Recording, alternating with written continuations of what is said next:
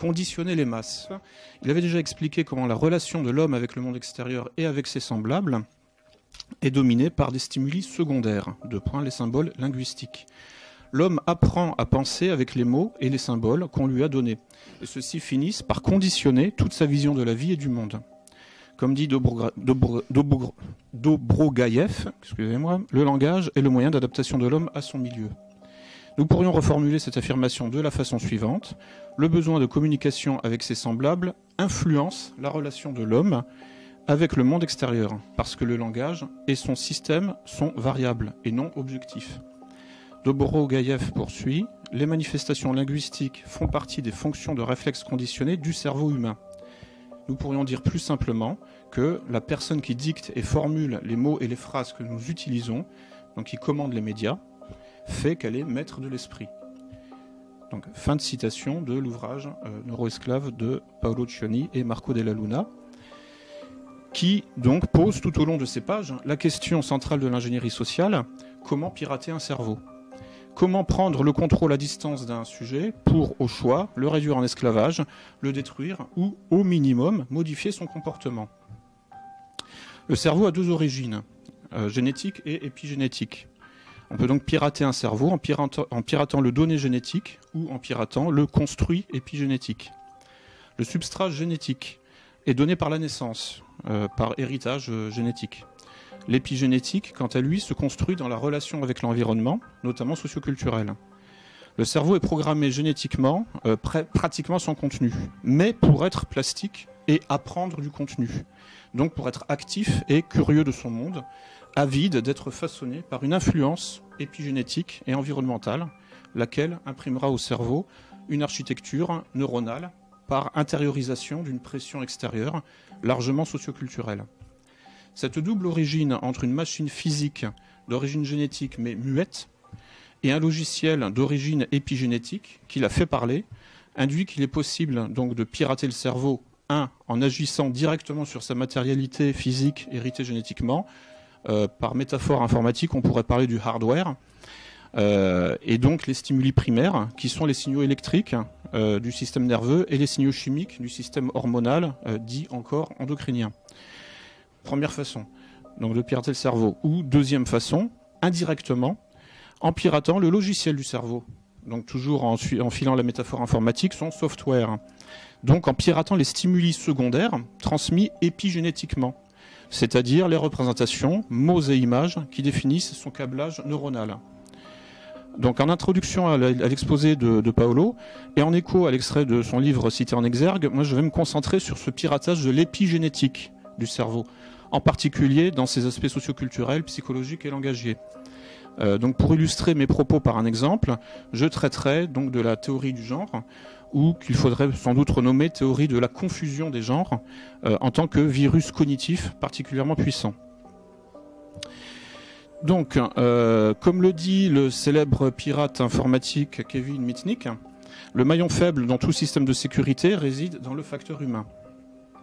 L'ingénierie sociale, qui vise de préférence les points de vulnérabilité des systèmes, consiste donc à pirater l'humain. C'est aussi ce que nous dit David Castonguay dans un mémoire de 2009 en criminologie à l'Université de Montréal et intitulé « Pirater l'humain », on pourrait dire sobrement intitulé « Pirater l'humain, l'analyse du phénomène d'ingénierie sociale ». On peut pirater l'humain de diverses façons, plus ou moins invasives. Dans le sillage du transhumanisme et de l'humain augmenté par la technologie, le biohacking travaille à bricoler l'ADN ou les cellules, quand le body hacking se consacre aux modifications corporelles, prothèses et implants électroniques divers. L'objet de notre étude ici, ce soir, consiste plus précisément à pirater le psychisme humain, donc pirater le cerveau, donc ce que j'appelle du neuropiratage, sur le modèle du neuroesclavage. Donc les implants ici sont cognitifs, ce sont des conditionnements. Il y a deux grands types de conditionnements, au sens de Pavlov et au sens de Skinner. Bon, j'entre pas dans les détails parce que ce qui m'intéresse, c'est leur point commun. Les deux types de conditionnement se modélisent par une formule informatique très connue, très célèbre, dont l'acronyme est IFTTT, qui signifie en anglais if, this, then, that, et donc en français si ceci, alors cela. Donc cet algorithme élémentaire que l'on rencontre dans un langage de programmation informatique simple, comme le BASIC, pour ordonner un comportement à la machine, c'est la racine de toute formule de tout conditionnement et de tout programme comportemental qui associe une donnée contextuelle, un stimulus déclencheur, un trigger en anglais, avec une instruction comportementale, une action. Cette articulation entre un déclencheur contextuel et une action en réponse reproduit un clivage intérieur-extérieur, entrée-sortie, input-output, et constitue le principe du feedback et de l'échange d'informations selon une boucle de rétroaction entre un système comportemental, cybernétique ou vivant, et son environnement. Donc, en quelque sorte, c'est une espèce de simulation de l'être vivant. Vu sous cet angle behavioriste, le psychisme humain ne se distingue pas substantiellement d'une machine. Les deux sont composés de variables et de constantes qui échangent de l'information avec leur environnement. Le neuropiratage du cerveau consistera à isoler les constantes, c'est-à-dire les programmes, les routines, les algorithmes, les structures, les habitudes, les habitus, éventuellement en sociologie, donc les traditions en quelque sorte, pour au choix les observer simplement, on peut appeler ça du vol de données, ou les réécrire, piratage d'influence, ou encore pour les détruire, tout simplement. Il y a deux étapes dans le neuropiratage épigénétique, le hameçonnage et le conflit triangulé. Donc, pirater un cerveau en passant par son logiciel épigénétique, donc c'est-à-dire son environnement sémantique et socioculturel, se fait en deux temps. 1. Contourner les mécanismes de défense pour s'introduire dans la machine furtivement. 2. Si l'on est un black hat, donc un méchant pirate, réécrire le code pour faire dysfonctionner la machine, provoquer un bug. Dans un premier temps, pour qu'il y ait piratage effectif, donc furtivité du viol, les apparences du non-viol et du respect de l'intégrité doivent être respectées. Pour que l'on puisse parler de piratage, il faut nécessairement que le piraté en reste inconscient. Si le piraté est conscient du piratage, ce n'est plus un piratage, par définition. En ce sens, le neuropiratage, le viol furtif du cerveau, doit respecter l'ergonomie cognitive du cerveau, c'est-à-dire sa manière habituelle de fonctionner, donc ses routines, ses algorithmes. Comment ? Par le hameçonnage. C'est un concept proche du cheval de Troie. En anglais, on appelle ça le phishing, P-H-I-S-H-I-N-G, qui donne l'illusion que tout est normal et qui trompe le cerveau sur le processus en cours. Le cerveau ne doit pas détecter d'anomalies à première vue. Dans l'idéal, il doit même désirer ce qui se passe. Donc, pendant l'opération d'intrusion et de viol furtif, le pirate doit donc reproduire au minimum les apparences d'un fonctionnement normal des choses en produisant de l'indifférence à son égard. Et dans l'idéal, il doit même faire désirer au cerveau le processus en cours de son propre piratage en produisant de la confiance à son égard. Ce qui est proche de la fabrique du consentement par l'utilisation des mécanismes du syndrome de Stockholm. Une fois que l'on a gagné l'indifférence ou la confiance et que l'on s'est introduit dans la machine furtivement, ce qui est la première étape donc dite du hameçonnage, on peut passer à la deuxième étape, c'est-à-dire le bidouillage du code source pour faire bugger la machine. Autrement dit, la reconfiguration du système de représentation intériorisé par le cerveau pour le cramer comme un disque dur. C'est le moment du conflit triangulé, qui consiste à implanter des contradictions internes au système, donc orchestrer un conflit sous contrôle entre les parties du système pour leur donner un mouvement séparatiste, centrifuge, et donc faire monter l'entropie et le désordre au sein du système et briser son unité organique et fonctionnelle. Je vais détailler un peu la première étape, donc le hameçonnage, qui se comprend en fait en deux notions, l'invisibilité et l'impunité. Le faisceau de l'attention consciente est sélectif et possède des angles morts et des tâches aveugles, ceux-là même que le pirate devra repérer ou créer pour rester hors du champ de vision du cerveau et s'y introduire furtivement, sans être perçu.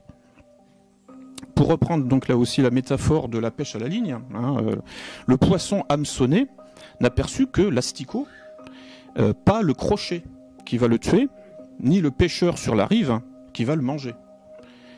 Les points de cécité de la conscience sont les zones qui ne focalisent pas l'attention, qui ne la retiennent pas. Ce qui ne retient pas l'attention, c'est ce qui laisse indifférent.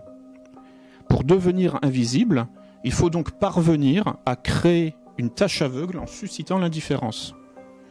On peut aussi provoquer une tache de confiance, entre guillemets, car la confiance endort la vigilance et détourne l'attention autant, sinon plus, que l'indifférence.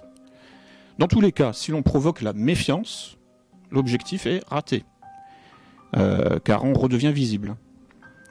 La maîtrise de la gamme des relations confiance, indifférence, méfiance est donc la clé de l'ingénierie sociale et du neuropiratage.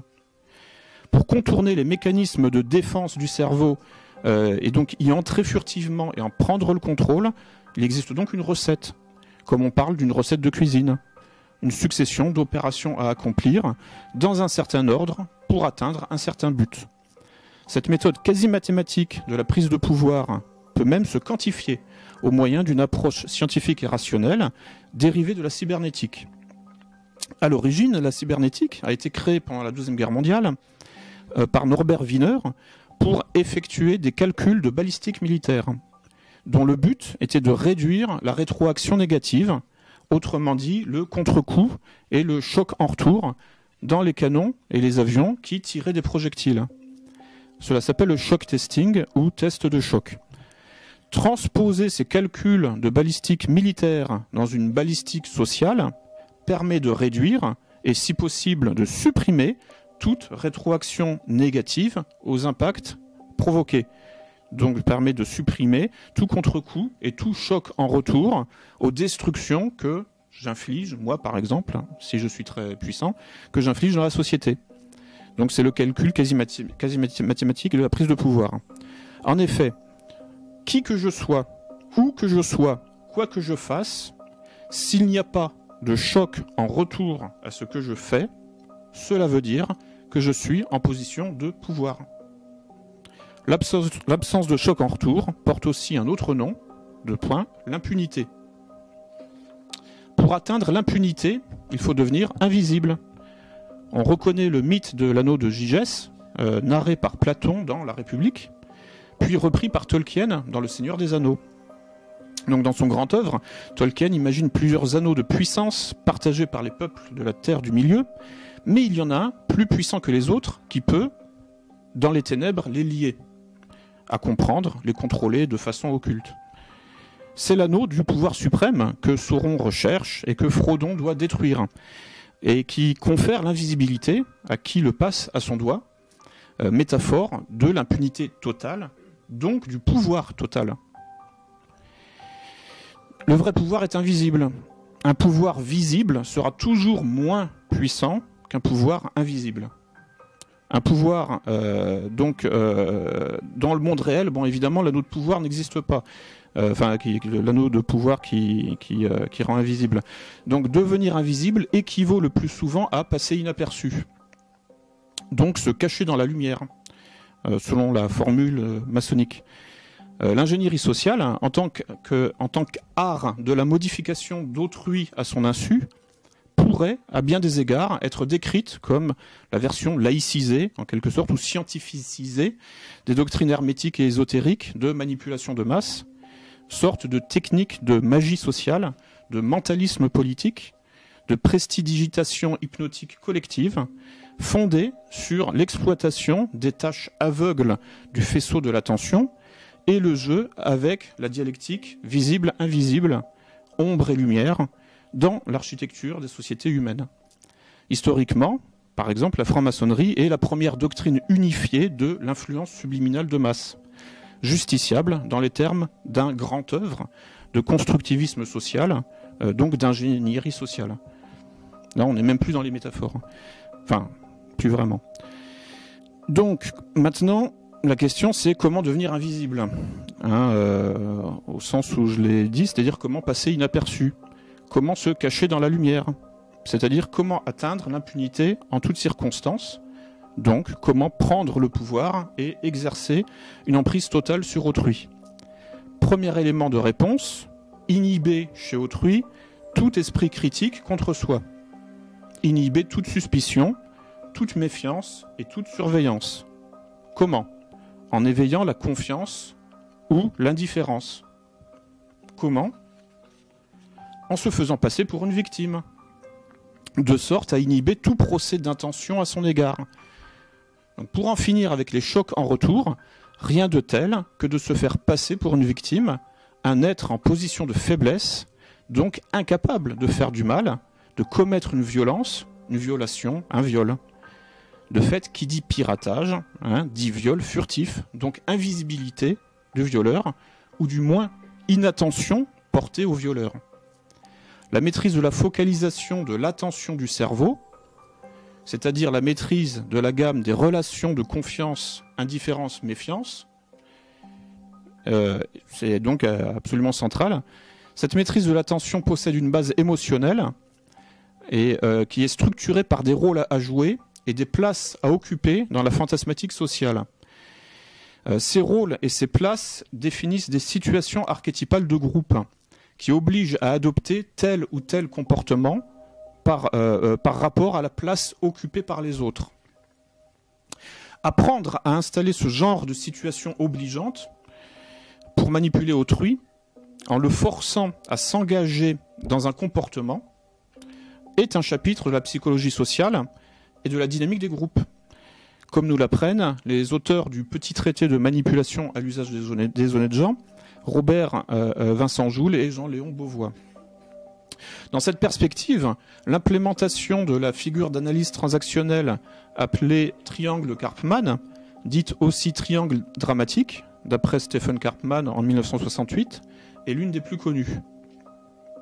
Le triangle dramatique de Karpman consiste à réduire le discours politique à 3 places. Le bourreau, la victime et le sauveur. Si le neuropirate ne parvient pas à susciter l'indifférence simple, il doit donc impérativement susciter la confiance, en occupant la place de la victime ou du sauveur, ou du sauveteur. Tout individu ou tout groupe social qui réclame à corps et à cri le statut de victime ou de sauveur est donc en train de mettre en place un triangle de Karpman. Le discours de la minorité persécutée s'inscrit dans ce dispositif et constitue un outil de neuropiratage, un hameçon efficace pour endormir la méfiance. Quand le statut de victime ou de sauveur est acquis par l'un des acteurs de la situation, conduisant à ce que les autres acteurs ne se méfient plus de lui, la victime ou le sauveur peut alors, celui qui occupe la place de la victime ou du sauveur, peut alors commencer à détruire les autres furtivement, sans même que ces derniers ne soient en état de comprendre ce qui se passe exactement. Violer et détruire le cerveau furtivement suppose donc de le faire entrer dans un conflit triangulé, dont la structure est un duel entre 2 acteurs, supervisé et orchestré par un 3e acteur. Il s'agit donc d'une mise en scène d'un conflit entre 2 parties, et sous contrôle d'une 3e partie, dont le travail consiste à lancer puis entretenir le conflit depuis sa position située hors du faisceau de l'attention. Pour rester inaperçu, hors de l'attention, le sommet du triangle, qui organise le conflit, devra produire de la confiance ou de l'indifférence à son égard en occupant la place de la victime ou du sauveur. Puis il devra faire monter la méfiance entre les acteurs qui occupent la base du triangle en les décrivant comme des bourreaux mutuels pour générer un conflit entre eux, ce qui revient à les faire entrer dans une rivalité mimétique au sens de René Girard. C'est la 2e phase du piratage, celle-là, qui consiste à inoculer dans les cerveaux un virus mortel séparatiste, en quelque sorte, en introduisant des contradictions internes dans le système cible jusqu'à provoquer la rupture des parties en présence. Je vais maintenant détailler la structure que doit adopter le virus. Donc, le virus épigénétique adopte toujours la forme d'une propagande de guerre, autrement dit un conflit triangulé. C'est-à-dire une rivalité mimétique orchestrée, une tension stratégique et sous contrôle. Après avoir gagné la confiance ou l'indifférence du cerveau, pour le tromper sur l'identité de son ennemi, on peut donc le pirater furtivement et lui injecter le virus qui va le faire dysfonctionner. Donc, augmenter ses contradictions internes, son entropie et son désordre. Pour savoir comment faire dysfonctionner le cerveau, il faut déjà connaître son mode de fonctionnement normal. Les sciences cognitives montrent que le cerveau fonctionne normalement par héritage mimétique de stéréotypes. Autrement dit, le cerveau fonctionne par hiérarchisation, imitation, modélisation. Chercher à empêcher l'une de ces trois activités, c'est chercher à empêcher le fonctionnement normal du cerveau. Cet empêchement à fonctionner est exactement ce que le neuropiratage offensif se donnera pour tâche, avec pour cible le cerveau et pour finalité la destruction. Pour faire bugger le cerveau méthodiquement dans le cadre d'un conflit triangulé, il faut donc lui injecter un virus anti-mimétique, anti-hiérarchisation et anti-stéréotype. Alors je vais faire un point sur les trois modes de fonctionnement du cerveau. Le fonctionnement mimétique du cerveau possède donc un fondement cérébral, les neurones miroirs, découverts par l'équipe de Giacomo Rizzolatti au département des neurosciences de la faculté de Parme. Les neurones miroirs impliquent que les informations nécessaires à ma survie dans le monde me viennent en priorité de l'observation des autres sujets en lesquels j'ai confiance, avant même de venir de l'observation du monde objectif lui-même. C'est ce qui s'appelle l'apprentissage. Mon cerveau ne calcule pas directement son rapport à l'environnement, il passe d'abord par les résultats que les autres cerveaux lui transmettent. Donc pour des raisons de synchronisation et d'organisation sociale, le cerveau voit comme voient les autres cerveaux, et non comme les faits se présentent par eux-mêmes. L'étude des neurones miroirs a montré que le cerveau donc, apprenait les informations nécessaires à son adaptation environnementale par imitation d'un père, ce qui suppose déjà que ce dernier en sache plus et surtout soit reconnu comme tel et soit pris comme référence. Exemple à suivre, modèle à copier. Bref, comme un aîné et un support d'appariement et d'imitation stéréotypée. Donc on se reportera toujours à René Girard ainsi qu'aux recherches de Luc Laurent Salvador, moins connu, mais très intéressant aussi. Avec le mimétisme, le cerveau fonctionne de manière sélective, discriminante et hiérarchisée. La perception, la mémoire, le traitement de l'information sont sélectifs, discriminants, hiérarchisés. Les sciences cognitives, la phénoménologie de la conscience et les diverses théories de l'attention ont analysé ce qui relève en fait de l'évidence, à savoir que la perception et le faisceau de l'attention sont perspectivistes et s'exercent toujours depuis un angle particulier, partiel et non global. Pour le cerveau, penser, c'est toujours trier, classer, distinguer, différencier, sélectionner, discriminer. Tout ne se vaut pas, certaines choses sont supérieures à d'autres, d'autres choses ne sont pas permises, et d'autres encore ne sont pas possibles. Il existe des limites, objectives et subjectives. Prétendre le contraire, que tout se vaut, que tout est permis ou que tout est possible, qu'il n'y a pas de limite, revient à empêcher le fonctionnement normal du cerveau, ce qui peut parfaitement relever d'une stratégie intentionnelle de guerre cognitive, psychologique et culturelle. Troisième point, le cerveau appréhende son environnement au moyen de stéréotypes. Stéréotype est un autre mot pour représentation. Modélisation, théorie, schéma. Or, la représentation n'est jamais équivalente au réel qu'elle représente. La carte n'est pas le territoire. Voir Korzybski et la sémantique générale. Le réel, le territoire, est composé de nuances infinies. Alors, ce fut l'objet de la peinture impressionniste, par exemple, que d'essayer de rendre compte de ces nuances infinies. Mais le cerveau n'est pas équipé pour traiter l'infini en soi. Pas plus que des nuances infinies. Il ne les voit pas, tout simplement. De plus, traiter l'infini est, par définition, une quête sans fin, par définition, car les nuances et la complexité sont fractales. On les retrouve à toutes les échelles d'observation, comme des poupées russes emboîtées. À un moment, si l'on veut simplement agir, il faut donc s'arrêter sur une portion de réel et sur une version provisoire de sa représentation, ce que l'on appelle une théorie. Une théorie est toujours approximative, hypothétique. Une représentation est toujours une simplification. L'erreur fait partie des conditions de la vie, écrivit Nietzsche dans Le Gai Savoir. Le cerveau étant incapable de traiter le réel et ses nuances infinies directement, Il doit donc nécessairement passer par des représentations schématiques, des modélisations, des théories, des stéréotypes simplificateurs qui ne retiennent que les grandes lignes. C'est la Gestalt dans la psychologie de la forme, l'archétype chez Jung, l'idéal type dans la sociologie de Max Weber, l'essence, eidos en grec, transcendante chez Platon ou immanente chez Husserl. Donc à l'image du fonctionnement du cerveau, les théories sont également lacunaires et sélectives. Le mathématicien et logicien Kurt Gödel a montré que les théories complètes ne sont pas complètement démontrables. Les métaphysiques contiennent toujours des propositions indémontrables, et que les théories complètement démontrables sont incomplètes. 1 plus 1 égale 2 est complètement démontrable, mais c'est trivial.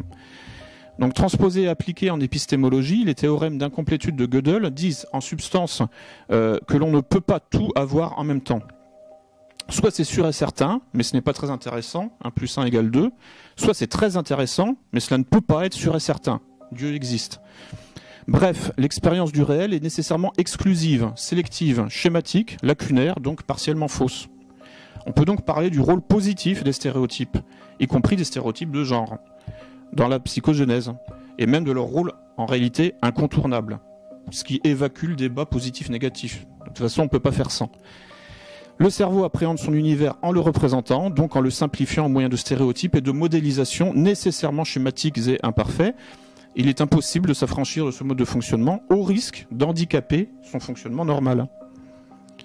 Maintenant, voyons comment pirater le fonctionnement mimétique, hiérarchisé et stéréotypé du cerveau. Ce handicap provoqué est très exactement le but du neuropiratage, aussi ce que j'appelle l'ingénierie sociale négative. La transmission, donc voyons un peu ce que peut être de l'ingénierie sociale positive. La transmission pédagogique qui assure la continuité socio-culturelle et le continuum de tout groupe organisé repose sur l'imitation hiérarchisée de stéréotypes, c'est-à-dire sur la définition et la communication de normes. Sans normes, sans langage commun, un groupe explose.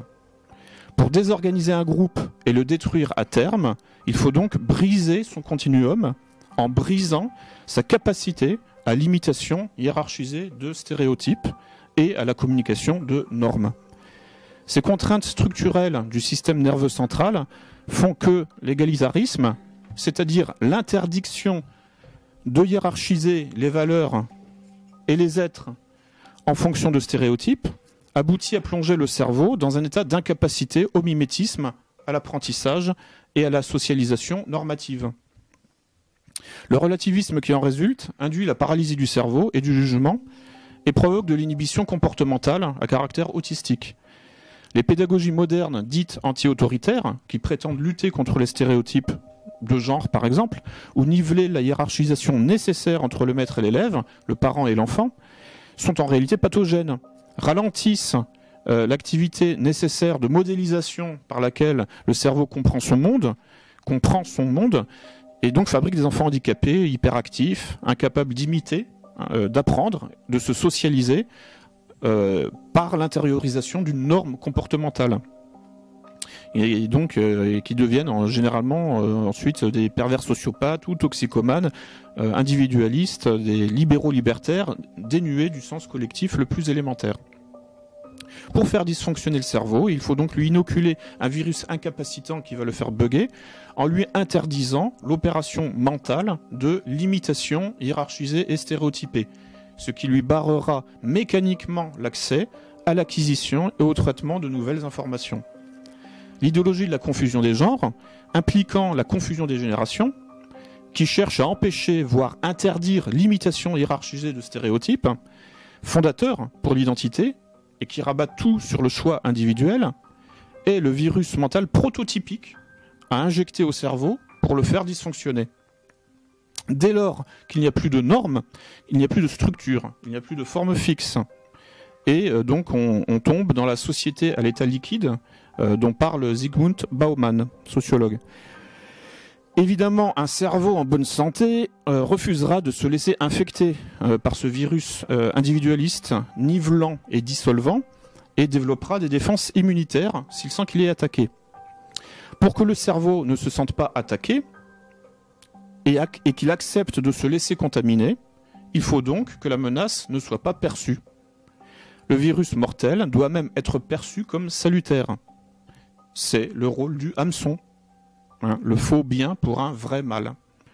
L'appât présenté par un ennemi ayant gagné notre confiance, car il occupe la place de la victime ou du sauveur, ou ayant gagné l'indifférence, car il occupe un angle mort du faisceau de l'attention du cerveau, ou qu'il est caché derrière une tache aveugle.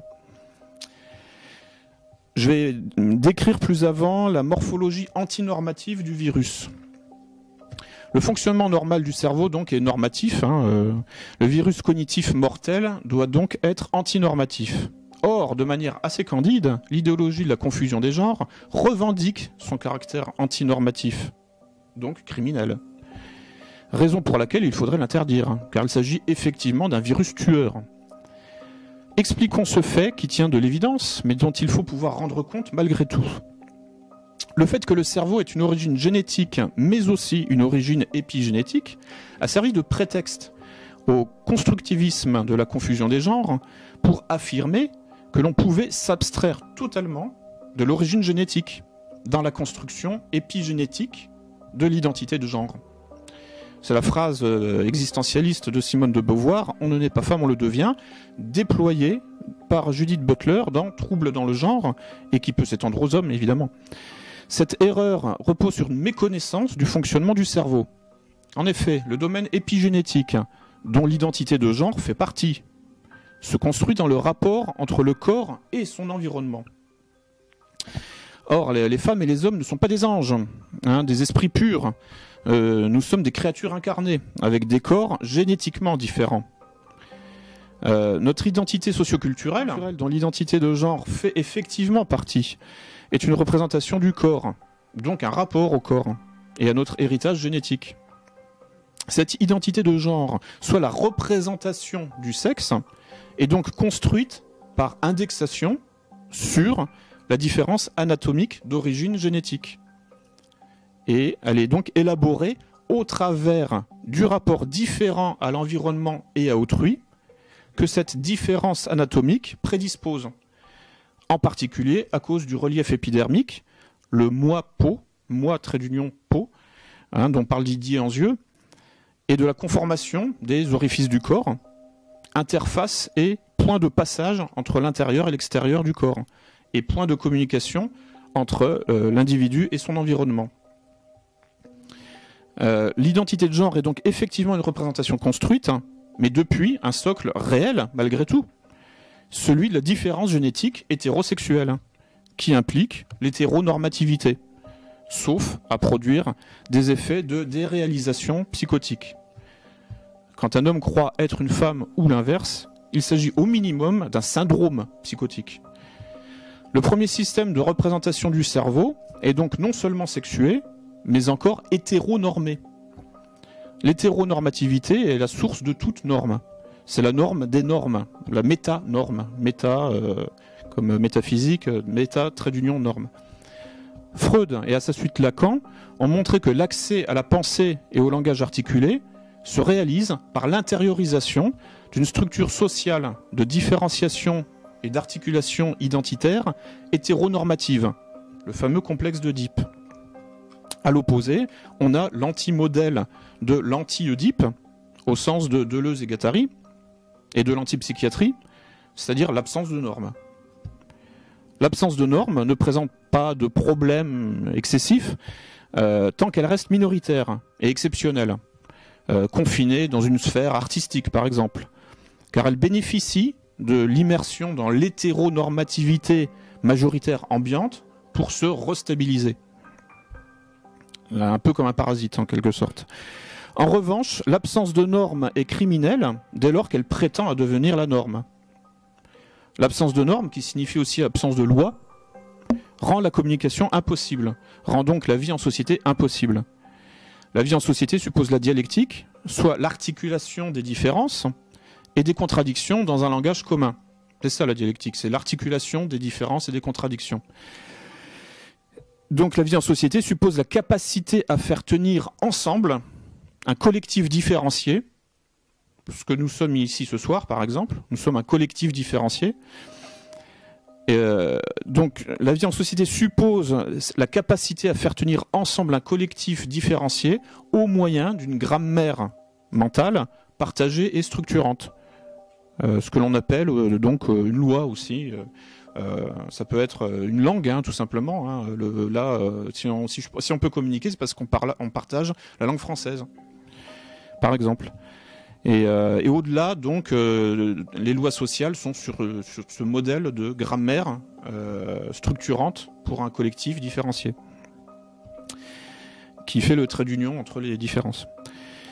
Donc c'est très exactement cette loi fondatrice, qui est l'aptitude dialectique à articuler les différences, que l'hétéronormativité oedipienne du schéma familial intériorisé nous apprend. Pirater l'Oedipe, l'hétéronormativité, donc la loi fondatrice, la norme des normes, c'est donc pirater le code source hétéronormé du cerveau, qui est à l'origine de toute forme de structure psychosociale différenciée, à l'origine de toute forme de dialectique, de toute forme d'intersubjectivité, de compétences linguistiques, culturelles, civilisationnelles. Pirater l'Oedipe, c'est pirater le code racine du patrimoine épigénétique de l'espèce humaine tout entière. C'est pirater la réalité humaine. Il se trouve que l'anthropologie, la sociologie, en tout cas des anthropologues et des sociologues, se mettent au service du neuropiratage. Cette vaste désoedipianisation anomique, antinormative, criminelle et criminogène, est exactement le projet nourri par des universitaires comme Éric Fassin, sociologue, qui écrit « Ce qui est en cause, c'est l'hétérosexualité en tant que norme. Il nous faut essayer de penser un monde où l'hétérosexualité ne serait pas normale. » Je crois que... oui, c'est bon. Mais il n'est pas le seul. Il y a aussi Ruven Augian, directeur de recherche au CNRS, qui dit je ne vois aucun inconvénient à la polygamie, ni à l'inceste, ni au mariage avec les animaux s'il y a consentement mutuel. Ce qui est plus compliqué avec les animaux, il le reconnaît lui-même. Au moins, il a cette sagesse, ce reste de conscience, de lucidité. Loin de s'achever aujourd'hui, les politiques minoritaires ouvrent une brèche dans laquelle il importe de s'engouffrer pour repenser l'ordre sexuel et social. Voilà. Pimpon. Voilà. C'est à ça que ça me fait penser. Ou comme donc l'anthropologue français reconnu au niveau international et médaille d'or du CNRS, Maurice Godelier, qui, en soutien à la confusion des genres et au pseudo-mariage homo, qui est donc un ancien assistant de Claude Lévi-Strauss, et qui affirme dans ses interventions depuis plusieurs années que le complexe d'Oedipe peut être transgressé sans dommage pour l'individu et la société. Godelier attaque donc la famille et ses déterminismes structurants pour lui substituer un principe de choix individuel proche des théories libérales de l'autofondation, le self-made man, etc. Ce faisant, il attaque le fonctionnement normal du cerveau, imitation hiérarchisée de stéréotypes, ainsi que le principe de socialisation réaliste de l'Oedipe qui en dérive. Donc tolérer la frustration, apprendre la jouissance partielle, la gratification différée, la sublimation, la patience, le travail. Je développe ça un petit peu après. Et donc, court-circuiter tout ça pour leur substituer le déchaînement individualiste du principe de plaisir immédiat et du délire de toute puissance qui va avec. Toute la gamme des pathologies borderline et état limite apparaît quand le principe de réalité vacille et que le principe de plaisir et sa fantasmatique libérale libertaire envahissent le psychisme. Quand Freud parle du principe de réalité, opposé au principe de plaisir, il désigne l'accès du psychisme à la notion de limite et de frontière. Sans l'intériorisation d'une limite comportementale, éthique, morale, identitaire, la socialisation et la vie en société sont juste impossibles. En obligeant l'enfant à renoncer à la totalité, donc le complexe d'Oedipe a pour fonction de mettre en place ses premières limites et frontières identitaires, être un homme ou une femme, être le parent ou l'enfant. Le message est clair, tu n'es pas ce que tu veux, donc tu ne fais pas ce que tu veux. L'intériorisation de cet organigramme normatif contraignant à 4 places est la condition sine qua non pour accéder à une représentation de la réalité indexée sur le réel donc à une représentation réaliste des choses, qui ne dérive pas dans une errance de plaisir effréné à caractère toxicomane. Avant d'aller plus loin, je souhaite dissiper quelques malentendus sur la notion de complexe d'Oedipe. Contrairement à un malentendu courant sur cette notion, le bébé n'a pas envie de coucher avec sa mère. Cela pour une raison très simple, le bébé ne sait même pas que c'est sa mère, ni a fortiori qu'il soit possible de coucher avec qui que ce soit. Le bébé perçoit confusément quelque chose qui lui fait du bien, et il veut rester collé à ce quelque chose qui lui fait du bien, parce que ça lui fait du bien tout simplement. Or, la socialisation du bébé, son entrée dans le monde et la vie sociale normale, requiert nécessairement qu'il se décolle de ce quelque chose qui lui fait du bien. Donc il défusionne à un moment du giron maternel. C'est le rôle du père, d'introduire le bébé à tout ce qui constitue une altérité à ce monde primitif et fusionnel de la mère. Un échec dans ce processus de socialisation dialectique hétéronormatif, et c'est l'entrée dans la psychose. Une définition claire, la plus claire possible que j'ai trouvée de la psychose, c'est le flou identitaire. Or, l'échec dans l'accès à l'hétéronormativité, échec qui signera l'entrée dans la psychose et le flou identitaire, peut être provoqué volontairement par un piratage du mécanisme oedipien. Donc la construction hiérarchisée, mimétique et stéréotypée de la réalité est impossible si des différences et des limites identitaires fixes ne sont pas clairement posées, condition de la stabilisation des choses. Le psychisme doit donc apprendre à se discipliner et à observer des limites. Je suis un homme, pas une femme. Je suis un parent, pas un enfant. Dans son expression la plus simple, le complexe d'Oedipe est donc le processus par lequel on apprend à supporter la frustration et à renoncer au tout de suite. En 4 mots, l'Oedipe, c'est renoncer à la totalité. C'est l'étape éducative par laquelle le cerveau doit passer pour tolérer que la satisfaction des désirs ne soit pas immédiate et complète. Ce mécanisme psychosocial porte un autre nom, c'est donc la gratification différée en français, en anglais delayed gratification. Donc ce mécanisme donc de la gratification différée n'est pas naturel, comme le prouvent les hurlements du nourrisson dès qu'il est frustré, car lui veut encore tout de suite. Cette faculté à renoncer au caprice doit être apprise, car c'est la condition de toute socialisation humaine normale. La socialisation consiste à supporter de ne jouir que partiellement et non complètement, et à sublimer le désir en acceptant de différer sa satisfaction dans le temps, ce qui introduit à la capacité de travail. Le travail est synonyme de patience, donc d'intériorisation du mécanisme de gratification différée. C'est donc la maîtrise des instincts et du tonus émotionnel, le contrôle des humeurs. Pour détruire une société de manière indirecte, en faisant du neuropiratage et de l'ingénierie sociale négative, il suffit dès lors de la désoedipianiser, de sorte à transformer tous ces sujets en individus immatures et narcissiques, tels des enfants hyperactifs, incapables de patience, de concentration et de travail, inaptes à différer la gratification, qui deviendront des sociopathes pervers, impulsifs, incapables de se contrôler, voire de simples autistes incapables de mimétisme. La modélisation la plus compacte du complexe d'Oedipe est ce que Lacan a appelé la métaphore du nom du père. En clair, un objet abstrait, un mot, un signifiant, le nom du père, doit prendre la place d'un objet concret, le corps de la mère, en tant qu'objet du désir de l'enfant. Le premier objet de focalisation du désir infantile, le premier objet de l'attachement charnel du petit humain, est un corps protecteur et nourricier.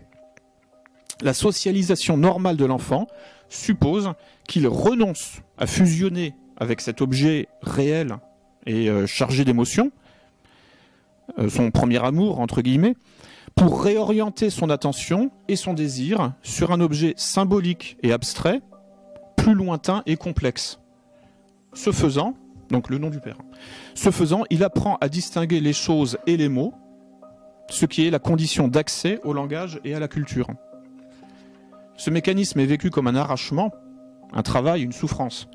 De fait, il s'agit d'un déracinement du corps maternel pour un réenracinement dans le logos paternel et son quadrillage légaliste de l'existence.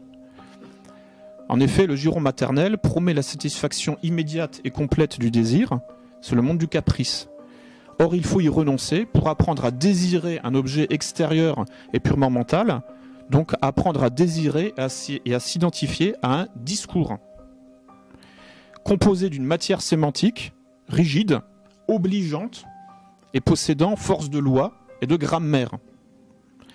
Donc passer de l'émotion charnelle à l'aridité du verbe et du concept, c'est le mécanisme même de la sublimation, qui est la condition d'accès à la compétence langagière, culturelle, idéale et à la socialisation normale, c'est-à-dire hétéronormée. A contrario, ce que recommande Maurice Godelier, effacer le nom du père du Code civil, il le dit, revient à enraciner l'individu dans une intériorité pré-langagière, pré-sociale, pré-normative, anomique, hystérique au sens étymologique de l'utérus. Donc, ça induit tout un tas de phénomènes de désymbolisation, donc de déstructuration et de régression psychique à l'état fœtal, mais dans un corps d'adulte, qui est à l'origine de toutes les pathologies apparues dans les années 1970 à peu près. Je vais conclure donc sur le conflit, sur ce qui essaye de se mettre en place dans le monde occidental de nos jours, c'est-à-dire le conflit triangulé généralisé. Donc le pilotage rationnel et méthodique de la guerre de tous contre tous. La lutte contre les stéréotypes de genre vise donc à produire de la psychose, du flou identitaire psychotique.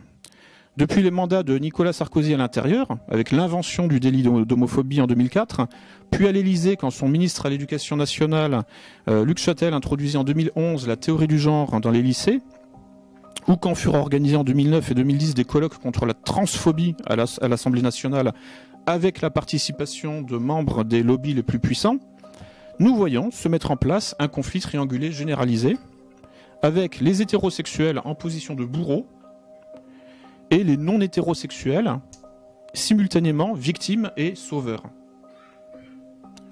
Pirater le cerveau pour lui inoculer le virus antinormatif de la confusion des genres fait entrer l'humanité dans l'ère du capitalisme intégral, radicalisé jusqu'à la location du ventre des femmes, dixit Pierre Berger, ce qui donne accès au pilotage scientifique de la guerre de tous contre tous. En déconstruisant l'Oedipe, la gratification différée, l'hétéronormativité, la loi, tout simplement, toute forme de grammaire, on barre l'accès au langage, à la sublimation, à la raison, à la dialectique, à l'articulation des différences, à la civilisation. On fait monter le taux de barbarie générale et de contradictions internes insolubles, parce que des contradictions internes, il y en a toujours, mais là on fait monter le taux de contradictions internes insolubles, puisque le langage commun a disparu, en particulier les violences entre hommes et femmes, et entre parents et enfants. On prépare ainsi la banalisation de l'inceste, de la pédophilie et de l'euthanasie pour tous. Mais le tout reste sous contrôle. Ainsi, l'on gouverne par le chaos, on organise l'anomie, la psychose sociale, la démolition contrôlée du psychisme et de la société, et on effrite la réalité, littéralement. On liquide même toute forme de réalité en rendant impossible de se constituer une stabilité cognitive et psychosociale quelconque. Et on fabrique ainsi des neuroesclaves.